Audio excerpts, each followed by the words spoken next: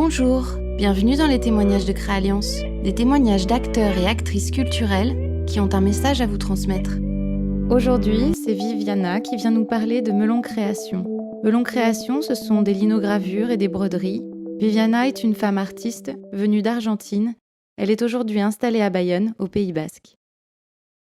Salut, je suis Viviana, j'ai ma marque Melon Création. Je suis argentine et j'ai fait mes études en graphisme en Argentine à l'Université d'Art à Mendoza. Je suis arrivée en France, en Pays Basque, en 2016 et j'ai commencé à travailler en donnant des ateliers créatifs. J'étais toujours graphiste indépendante en Argentine et je ne me voyais pas travailler d'une autre chose, mais changer de pays m'a permis aussi de changer et me consacrer aux travaux manuels tels que la gravure, l'illustration et la broderie. Après, j'ai commencé à vendre mes créations et surtout à réaliser des tampons gravés à la main pour plusieurs entrepreneurs. Et mes tampons sur mesure, ils ont bien marché pendant la pandémie, ce qui m'a permis de faire connaître mon travail. J'ai un style épuré et simple. Il y a longtemps, je faisais beaucoup de yoga et de méditation et j'ai commencé à transmettre ça dans mes dessins. J'ai voulu représenter ma tranquillité et ma positivité, la simplicité, ma vie, ce que j'aime, le minimalisme et une vie simple. Et d'un autre côté, je veux montrer la figure féminine des femmes heureuses. La vie de Frida Kahlo m'inspire et c'est pas que j'admire sa vie amoureuse, mais sa résilience et sa passion pour ce qu'il a aimé et cru. J'ai incorporé la figure de Frida à mes gravures et j'ai commencé à broder ces impressions sur tissu. Ce sont mes pièces les plus connues et j'ai aussi partagé dans des ateliers ici au Pays Basque, en Saint-Sébastien, à Pau et à Bordeaux. J'ai eu la chance de connaître plusieurs créatrices et créateurs et des personnes qui m'ont inspiré à continuer.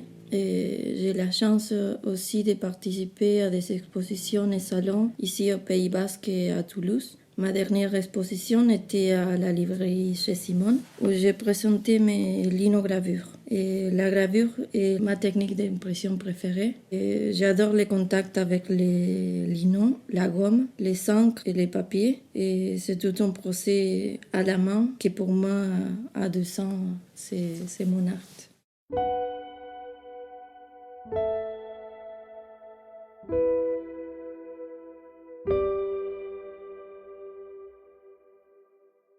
Bon, j'ai étudié les graphismes en Argentine. C'était dans la faculté d'art à Mendoza. J'ai fait 5 ans, donc j'ai eu la possibilité d'étudier toutes les techniques d'impression. C'est ma passion, c'est l'impression sur papier.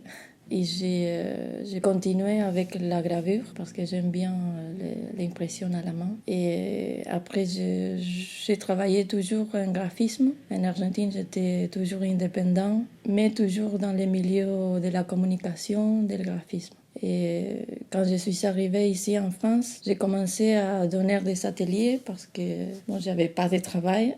Je parlais pas français. Donc, mon premier travaux, c'était en donnant des ateliers créatifs. Et après, petit à petit, je me suis fait connaître et a commencé à vendre mes créations. Et j'ai profité aussi de changer de pays pour un peu laisser ma carrière en graphisme et surtout travailler avec mes mains. Et ça me manquait beaucoup. J'ai toujours su que je devrais vivre ailleurs. Je ne me sentais pas chez moi en Argentine. Je ne sais pas pourquoi. Et j'ai voyagé beaucoup avant et j'avais connu l'Italie et l'Espagne aussi. Bon, la vie m'a amenée à venir en France et j'ai connu le Pays Basque et j'ai accroché. J'ai adopté Bayonne. Je me sens bien ici et j'ai trouvé mon espace, je pense, mon lieu où je me sens chez moi.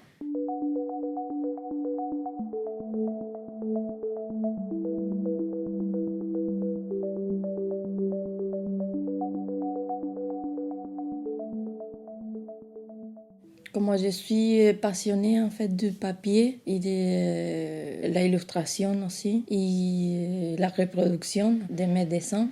La linogravure, c'est un système d'impression. Ce que j'aime, c'est les côtés manuels et les contacts avec les lino, que c'est en matière naturelle. Travailler les matières avec mes mains et imprimer aussi à la main sans passer par des presses ou des machines. C'est une manière de reproduire mes dessins, mes illustrations. J'ai trouvé la manière de lier mes deux techniques préférées, la gravure et la broderie. Donc j'ai commencé à imprimer mes illustrations sur tissu et à commencer à broder par-dessus. Bon, c'est une manière de donner des couleurs à mes impressions et à mes dessins. Et c'est ça que je transmets aussi dans mes ateliers. En fait, mes illustrations ou mes dessins sont surtout une manière de représenter, de montrer mon état d'esprit. Et j'ai fait beaucoup des années de yoga et de méditation. Et au début, je voulais transmettre ça. Ce que je trouve important pour moi, ma tranquillité, mon style de vie simple. Donc j'ai commencé à montrer des figures féminines aussi en faisant des yoga ou des méditations. J'ai incorporé aussi la figure de Frida. En fait, je m'inspire beaucoup en des femmes importantes. J'incorpore la figure toujours des femmes dans mes dessins. Et je pense que c'est une manière de montrer. Je me vois représenter aussi, même si les figures ils sont tous différents. Mais je veux transmettre une femme simple et indépendante. Et Frida et sa vie, je pense que ça me passionne. Et son parcours, sa passion et sa résilience. Je me trouve beaucoup représentée.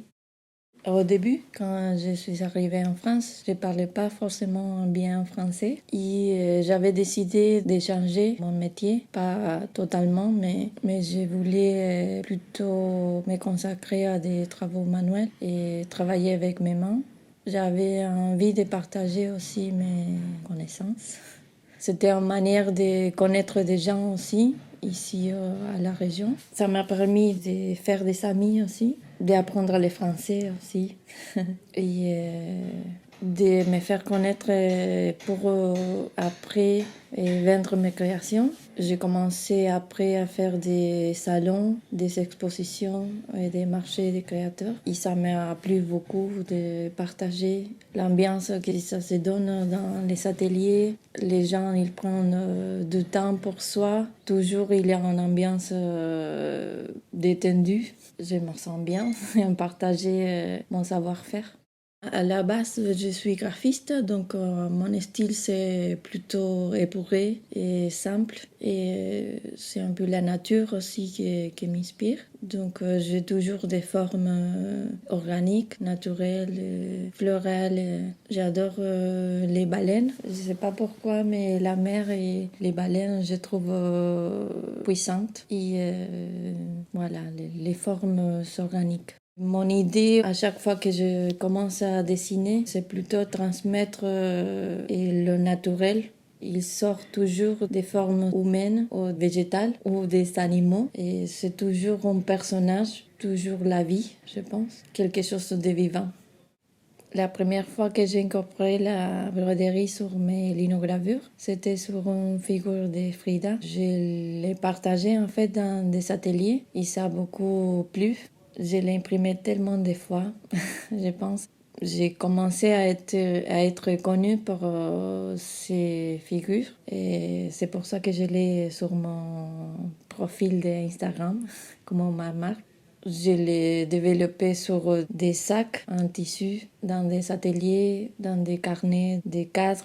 Et maintenant, je continue à représenter Frida, mais dans différents styles. Donc, je pense que je vais continuer à montrer à Frida dans mon style.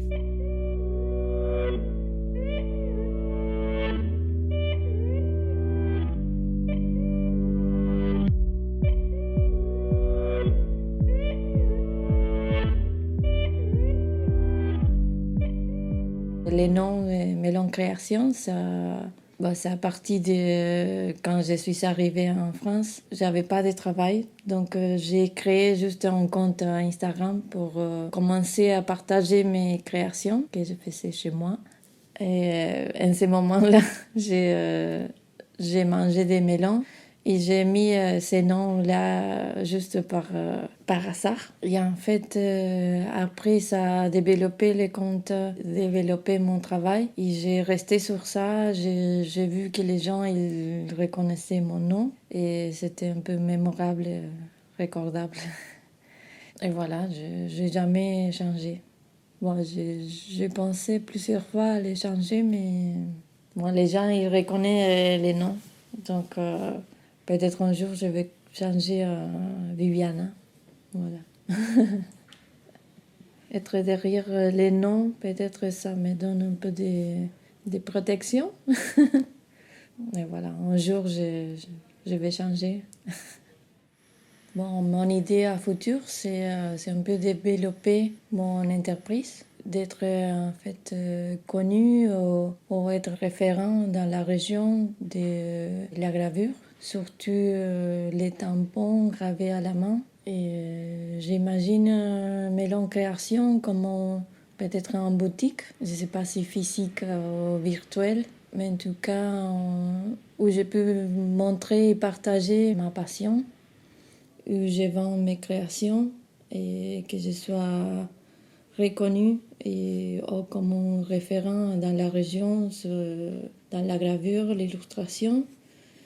En fait, ça marche, mais il me manque beaucoup de temps de m'investir dans la communication, dans les finances. Et je pense un peu investir pour l'entreprise. Je ne suis pas du tout de milieu comptable, finance, numéro. Je suis un peu idéaliste, trop positif. Je rêve beaucoup. Je pense que c'est très difficile de vivre de son art et de la création.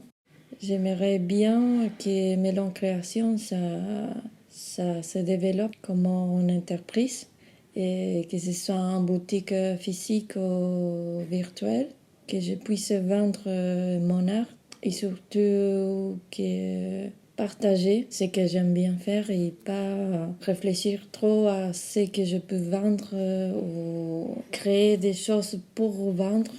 En ce moment, j'ai vu créer des choses que j'aime, pas pour vendre, mais en même temps, j'ai vu que ça marche. Et il me manque beaucoup de temps à investir dans la communication. Ça prend beaucoup de temps de se faire connaître, de développer des réseaux et aussi investir dedans. Il y a beaucoup de matériaux et de temps à investir. Bon, ces dernières années, j'ai travaillé surtout avec Melon Création, indépendant. Je suis restée indépendant, mais parfois j'ai besoin aussi de trouver à côté un job alimentaire. En ce moment, j'ai un travail à côté et en mi-temps. Je pense qu'en ce moment, ça me permet de lâcher un peu, de créer surtout, de me sentir un peu plus libre dans mes créations parce que je sentais que pour vendre ou même poser des pièces ou des...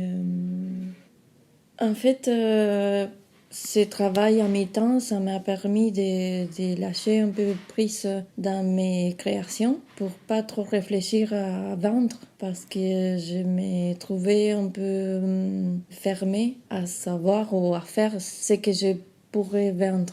Et en fait, ce que j'aime, c'est de créer ce que ça vient de mon esprit. Donc, ces petits jobs à mi-temps, ça me permet de ne pas réfléchir à mes économies et y créer en liberté, créer ce que j'aime, me retrouver.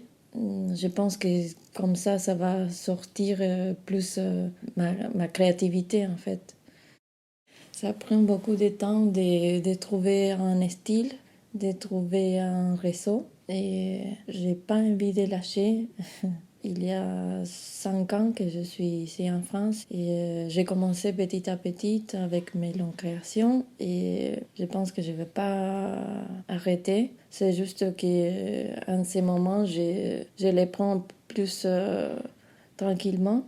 Je me mets toujours des objectifs, mais en ce moment, je suis plus tranquille et pour développer plus tranquillement mes longues créations.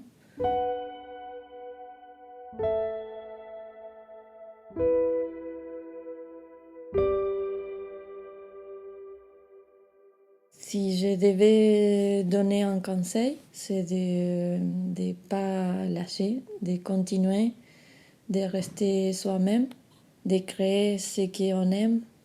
Ça se voit en fait dans les créations et c'est différent de créer de l'art et de créer des objets à vendre. Je pense qu'il faut avoir toujours des rêves, des objectifs et de se connaître et de transmettre ce qu'on aime à travers de l'art. C'est possible de vivre de son art. C'est difficile, mais il ne faut pas lâcher. Et il faut beaucoup travailler aussi. C'est un travail 24 heures, surtout. Beaucoup d'investissements en temps, des économies. En fait, j'ai changé un peu ces derniers temps et ma manière de voir aussi et mon entreprise. Et avant, j'avais bien mon objectif que c'était en boutique physique. Et en ce moment, je suis un peu plus tranquille avec ça. Et je pense que je vais le prendre plus tranquillement et ça va venir petit à petit. J'ai pas un objectif en ce moment pour cette année. Et j'ai voulu continuer avec mes ateliers créatifs et à vendre mes créations, à connaître plus de gens à travers mes ateliers. Aussi développer ma partie de tampons gravés à la main pour des entreprises, pour des entrepreneurs. Moi, je veux continuer aussi à participer à différents salons ici à Bayonne, Biarritz ou à Toulouse. Ça me permet aussi d'échanger, de connaître des gens, de voyager. Et en ce moment, on trouve mes créations sur mon site web et je suis en train de développer ma boutique online. Et j'ai continué avec mes ateliers de linogravure et mes ateliers de broderie. Et les ateliers de broderie, une fois par mois, à la librairie chez Simone, à Bayonne. Et une fois par mois, les ateliers de linogravure à Biarritz. Bon, j'espère que pas faire trop de fautes en français. Je vais continuer à apprendre le français. Et viva la vida de Frida Kahlo. Oui. Bon, viva la vida. Merci pour m'avoir écouté et j'espère vous voir bientôt. Et vous pouvez me retrouver sur mon site web meloncreation.com ou sur mes réseaux Instagram ou Facebook. Merci.